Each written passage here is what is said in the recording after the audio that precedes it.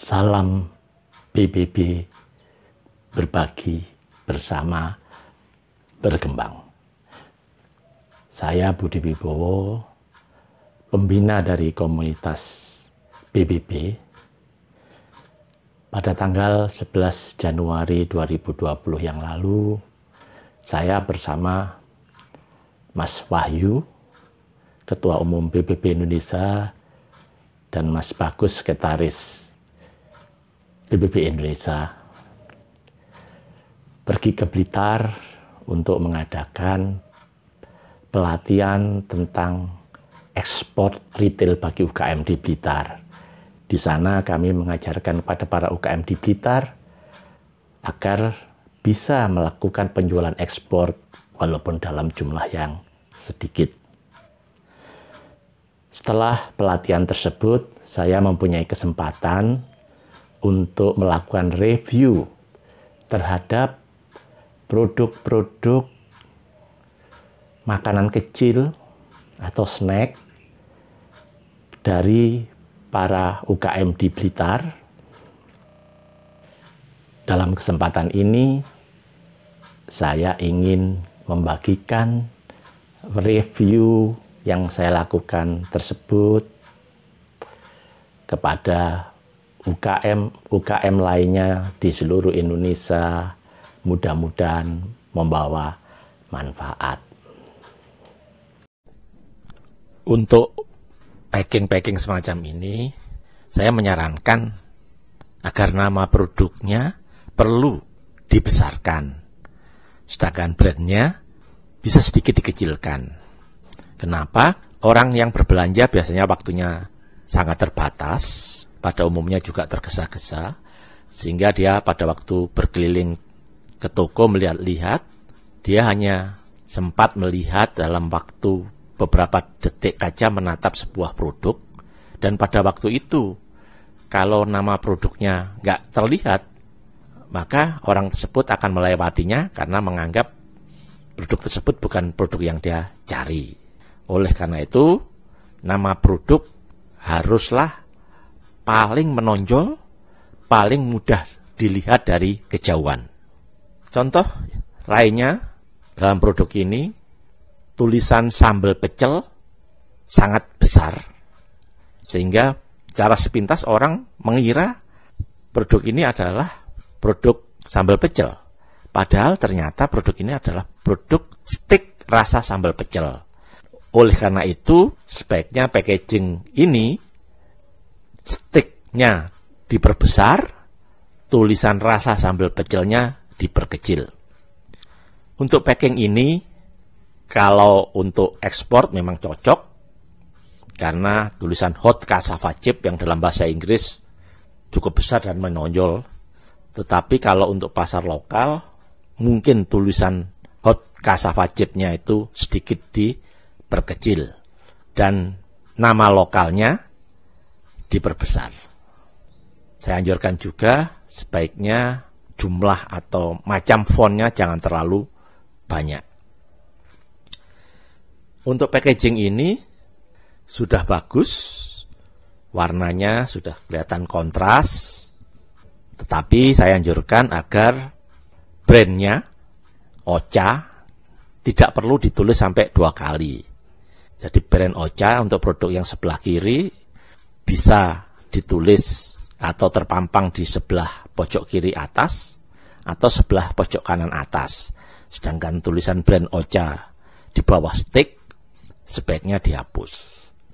Kemudian untuk cheese sticknya, saya menganjurkan agar tulisan gluten free bisa ditonjolkan. Karena saat ini produk-produk gluten free banyak dicari oleh masyarakat.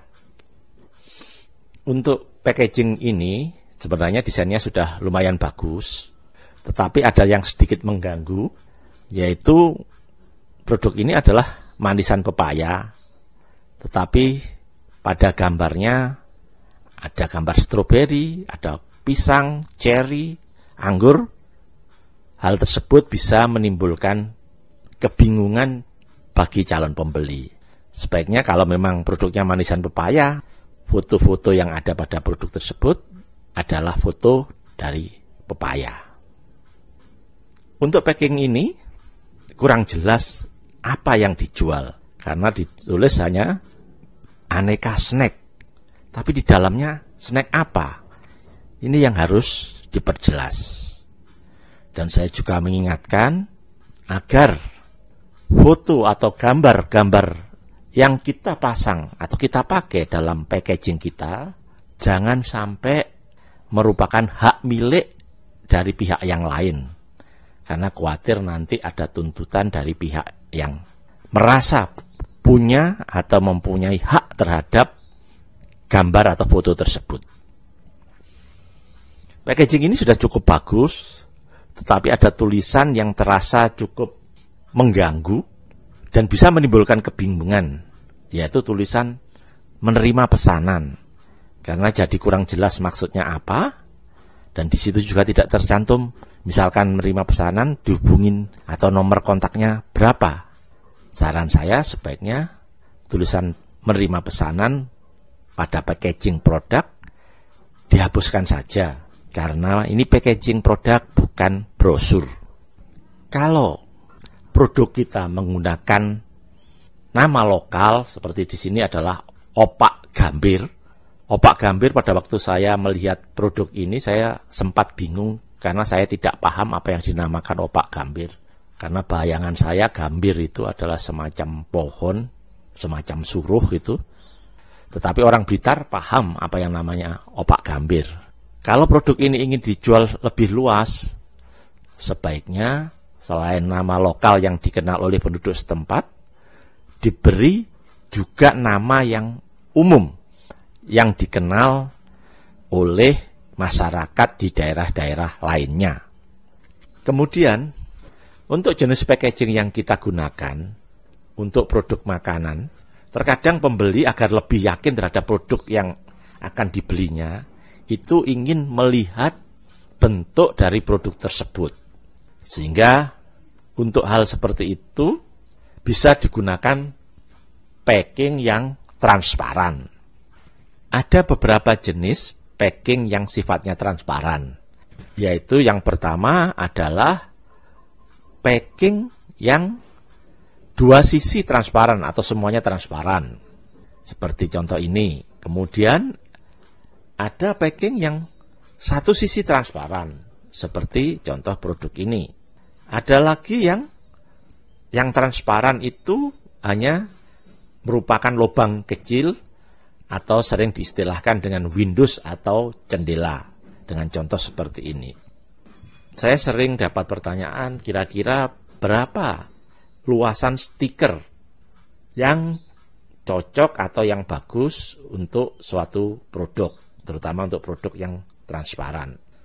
Menurut saya, luasan stiker kurang lebih yang ideal adalah sekitar setengah dari luasan packing tersebut, atau maksimum 3/4 dari luasan packing tersebut. Stiker jangan terlalu kecil, karena akan sulit dibaca dan penampilannya juga menjadi kurang bagus. Tetapi stiker jangan terlalu besar, sehingga dalam contoh ini stiker tersebut menutupi jendela dari produk yang seharusnya konsumen bisa melihatnya.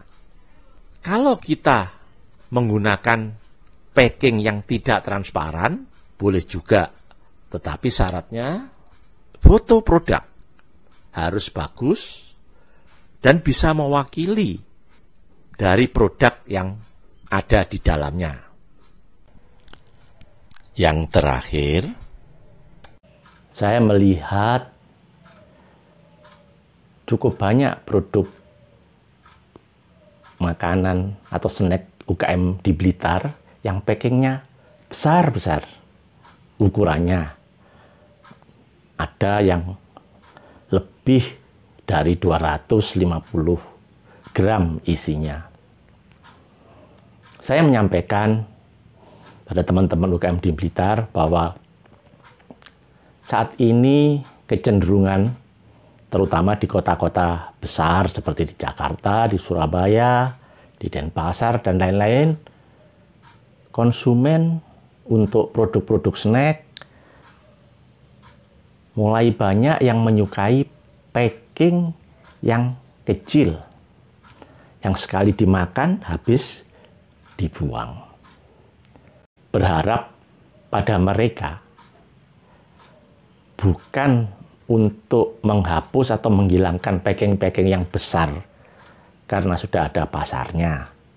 Tetapi saya menganjurkan sebaiknya dibuat varian-varian baru dengan packing-packing yang lebih kecil. Dengan demikian, pasar mereka bisa semakin bertambah luas, semakin menjangkau ke seluruh Indonesia kalau mungkin, bahkan kalau mungkin juga dilakukan ekspor. Demikian review yang saya sampaikan terhadap UKM Blitar. Mudah-mudahan membawa manfaat bagi para pemirsa semua.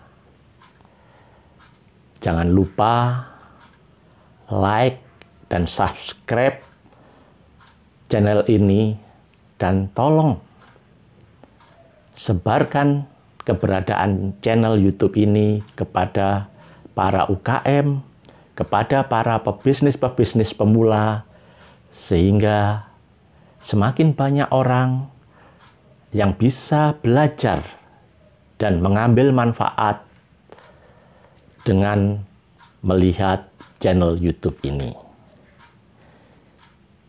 Saya Budi Wibowo, salam BBB, berbagi bersama berkembang.